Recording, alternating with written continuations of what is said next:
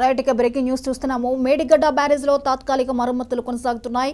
7వ బ్లాక్ లో బిగుసుకుపోయిన గేట్లను కట్ చేసి తొలగిస్తున్నారు. సి బ్లాక్లను సెట్ చేస్తున్నారు. వర్షాకాలంలో ఎలాంటి ముప్పు లేకుండా ముందస్తు చర్యలు తీసుకుంటున్నారు. 7వ బ్లాక్ లోని వరద నీరు రాకుండా మళ్లింపు పనులు జరుగుతున్నాయి. అప్ స్ట్రీమ్ దగ్గర మట్టితో ఆనకట్ట కట్టి మరమ్మతులు చేస్తున్నారు. త్వరలోనే మేడిగడ్డ బ్యారేజ్ ను నిపుణుల బృందం సందర్శించనున్నారు.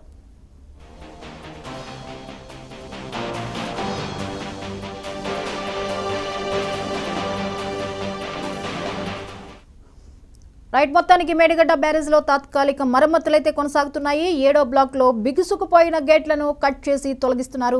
ఇక ఈ అంశంపై మరిన్ని అప్డేట్స్ ని మా ప్రతినిధి చంద్రశేఖర్ అందిస్తారు. చంద్రశేఖర్ చెప్పండి, మేడిగడ్డ బ్యారేజ్ కి తాత్కాలిక మరమ్మతులు అయితే కొనసాగుతున్నట్లుగా తెలుస్తోంది, వివరాలేంటి? జ్యోతి, కాళేశ్వరం ప్రాజెక్టులోని మేడిగడ్డ బ్యారేజ్ లో తాత్కాలిక మరమ్మతులు అయితే వేగంగా కొనసాగుతుంది అని చెప్పుకోవచ్చు. నేషనల్ డ్యామ్ సేఫ్టీ అథారిటీ అధికారులు ఇచ్చిన నివేదిక ప్రకారం ఇటు వర్షాకాలంలో ఈ ప్రాజెక్టుకి ఎలాంటి ముప్పు లేకుండా ఉండేందుకు ముందస్తు చర్యలు అయితే ఇటు ఇంజనీర్ల బృందం అయితే తీసుకుంటుంది. అందులో భాగంగా అధికారులు ఇచ్చిన సూచనల మేరకు గేట్లు అన్ని కూడా ఎత్తివేసి ఎగువ నుంచి వస్తున్న వర్షాకాలంలో ఎగువ నుంచి వస్తున్న వరద నీరు మొత్తం దిగువ ప్రాంతానికి వస్తున్న వరద నీరుని పంపించాలనేది ముందస్తుగా ప్రణాళికలు చేసుకున్నారు. అందులో భాగంగా గేట్లన్నీ ఎత్తాలని నిర్ణయించుకున్నారు. గేట్లు ఎత్తే క్రమంలో కొన్ని గేట్లు బాగా మొరాయిస్తున్నాయి. 7వ బ్లాక్ లో ఉన్న గేట్లన్నీ మొరాయించి గేట్లు ఎత్తే క్రమంలో భారీ శబ్దాలతో బొరియలు అయితే ప్రాజెక్ట్ దగ్గర ఏర్పడడంతో ఒక్కసారిగా కంగుతిన్న అధికారులు నష్ట నివారణ చర్యల్లో భాగంగా ఇటు ఇంజనీర్ల సూచనలతోని ఆ గేట్లని ఎత్తడకుండా గేట్లని గ్యాస్ కట్టర్ ద్వారా తొలగించాలనేసి నిర్ణయానికి వచ్చారు. అందులో భాగంగా గ్యాస్ కట్టర్లతో మొత్తం కూడా గేట్లను మొత్తం తొలగించే పనులు వేగంగా అయితే జరుగుతున్నాయి. ముఖ్యంగా ఈ 7వ బ్లాక్ లో అగాధాన్ని పూడ్చాలంటే గ్రౌటింగ్ ద్వారా పూడ్చాలనేసి అధికారులు ఒక నిర్ణయానికి వచ్చారు. మనం చూసుకుంటే 7వ బ్లాక్ లో మొత్తం 11 గేట్లు ఉంటాయి.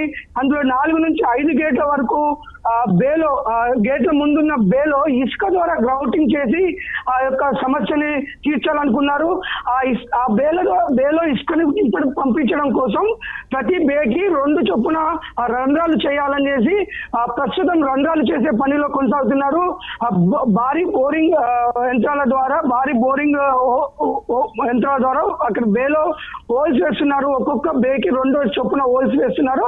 ప్రస్తుతానికి 2 బేలలో 4 హోల్స్ వేయడం అయిపోయింది. ఇంకా 3 బేలు హోల్స్ వేయాలి. హోల్స్ వేసే తదుపరి గ్రౌటింగ్ పనులకి గ్రౌటింగ్ చేయడానికి కుదురుతుంది. మనం చూసుకోవచ్చు 4-5 గేట్ల మధ్యలో బేలో ఉన్న 2 హోల్స్ తో అయితే మనకి మొత్తం కూడా ఇసుకని రింపాలనేసి గ్రౌటింగ్ చేయాలనేసి దానికి చేశారు. ప్రస్తుతం తాత్కాలిక మరమ్మతుల్లో భాగంగా చేపట్టిన షీట్ ఫైల్స్ ఏర్పాట్లు ఏంటంటే గేట్ల తొలగింపు పనులు శరవేగంగా కొనసాగుతున్నాయి. దాంతోపాటు షీట్ వైల్స్ అమరికకు సంబంధించి 7వ బ్లాక్ లో దిగువన ఉన్న ప్లాట్ఫామ్ కింద వరుస సీసీ బ్లాక్లను తొలగించి అధికారులు షీట్ ఫైల్స్ ఐరన్ షీట్స్ తోని కింద మనకి ఎలాంటి ఈ ఇసుక కొట్టుకోపోకుండా ఐరన్ షీట్స్ తోని షీట్ ఫైల్స్ నిర్మించాలని చెప్పేసి అనుకున్నారు. దానికోసం మనకి సోమవారమే జియో ఫిజికల్ మరియు జియో టెక్నికల్ నిపుణులు రావాల్సి ఉంది. సోమవారం వస్తారన్నారు. దాన్ని నిన్న కూడా మంగళవారం రోజు కూడా నిపుణులు సందర్శించే అవకాశం ఉందని చెప్పారు. కానీ అది పోస్ట్ పోన్ అయ్యి ఈ రోజు నిపుణులు బ్యారేజ్ సందర్శనకు వస్తున్నారు. జియో ఫిజికల్ జియో టెక్నికల్ పరీక్షల తర్వాత తదుపరి ఏ విధంగా చేయాలనేది అయితే ఒక అంచనాకు రావడం జరుగుతుంది. ముఖ్యంగా రానున్నది వర్షాకాలం నేపథ్యంలో ప్రస్తుతానికి ఆ యొక్క ప్రాజెక్ట్ కి ఎలాంటి ప్రమాదం పొంచి ఉండకుండా ఏ విధమైతే తాత్కాలిక చర్యలు తీసుకోవాలని నేషనల్ డ్యామ్ సేఫ్టీ అధికారులు చెప్పారో ఆ పనులు అయితే శరవేగంగా జరుగుతున్నాయని చెప్పుకోవచ్చు.